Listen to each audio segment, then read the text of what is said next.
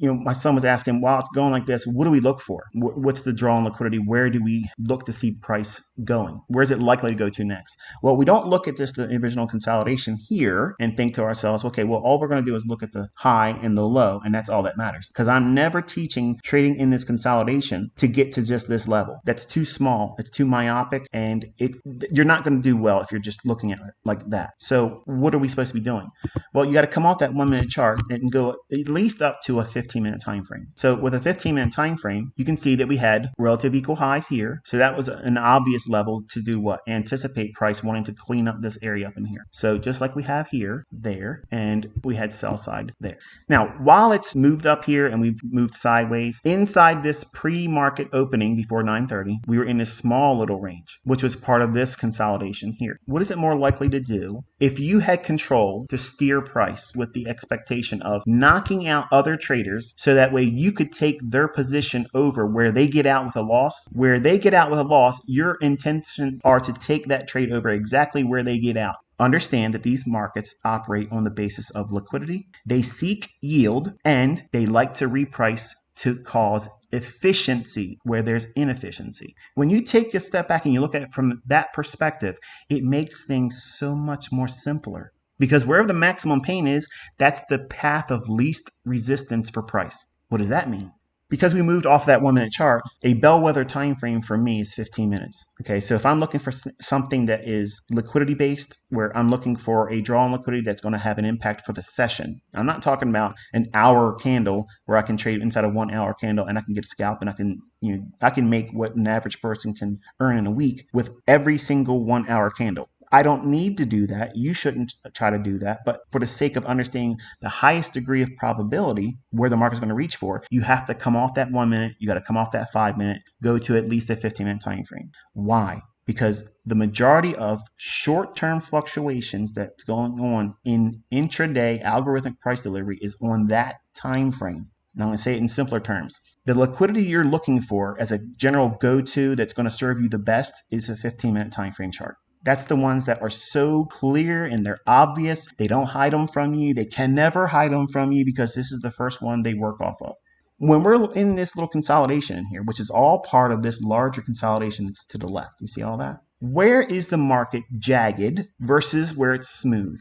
Well, if you look at the difference between how this high and this high and this high and these highs here, you can pretty much see how these are all like real uniform. It's real smooth. It doesn't make any kind of real jagged run up and run away. Notice that? But where do we see that type of delivery and price? Down here. This is all jagged. They cut up all of the liquidity that was resting below that low. It ripped through it. It caused this one here. And then what did it do? It ran right up here, but then it left this nice smooth little area right in here. So what happens is that retail-minded traders, they see this price action and they envision this little area right in here, this little area right here where they feel that if they go into the marketplace and they try to go short, they feel that this is a safe room for retail traders because they trust this as what? They see this as resistance. They think that price cannot get through that. If it looks smooth like this, you can bet your ass they're running through that. Just like the SWAT team's going to kick that door in. They've already done the SWAT move down here. They've already busted through the door. It's all busted up and jagged. Here, it's all smooth. And they do this to instigate the idea that it's safe to trust that as resistance. So what will traders do? They'll want to go short. So when they go short, if they're thinking about protecting their money, and that's a good thing, they'll place their stop loss right above these highs. There's no need to go down below all this stuff or even revisit it when this is left intact. So if price is down here, how do we use that logic? So they tore us all up down here, and this is all left smooth and intact. So when we're in these small little consolidations like this, and you don't know what side the marketplace is going to run for, look for where it's left smooth edges. So while we're in here, we're going up into what? Time. All of the real moves, the sustained price runs that run for significant price runs to inefficiencies or liquidity are going to be based on a time delivery schedule. It is always based on time. Look at the macro. That's a small window of time. 20 minutes. 20 little minutes. Okay? And I can time every significant price run that's going to occur intraday on a 1 minute chart. That's what a macro does. Time is going to be the absolute paramount principle that is going to be the largest factor in why price is going to move. Don't believe me? Look at the economic calendar to cancel any argument against it initially right away. What do we have right there? It stepped outside of it. Did it stay there? No. Did it retreat away from it? Yes. But we're going into the time. What time? 8:30. But there's no news coming out at 8:30, Michael. It doesn't fucking matter because 8:30 is when the algorithm's going to do it. It doesn't matter if there's no news there. It doesn't matter if your economic calendar says there's a medium impact news driver or a low impact news driver or a high impact news driver. It's going to start running based on that time of day. Okay, listen, friends and neighbors, listen. If we can look at price like this, we can already come to the conclusion that we want to anticipate and expect and not be fucking surprised when the market goes up at 9:30 and into the lunch hour. Why? Because it has all of this and this on the daily chart to reach for.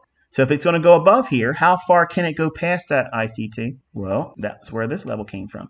At 8:30, right here, that's when the market's going to start doing what? It's going to start going towards the pool of liquidity that it's going to aim for. So 8:30, we see it starting right there. It starts moving. We break out of this little area here, then it comes back down. And then right at 9:30, no escape.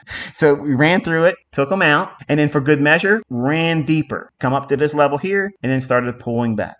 Because we failed to get to it there and we pulled back, it's trading in here for an institutional order flow entry drill, which is this little candle low here. It's part of this. This rip right here at 9:30. What time? 9:30. What time do these moves begin and run, ICT? 9:30, 8:30.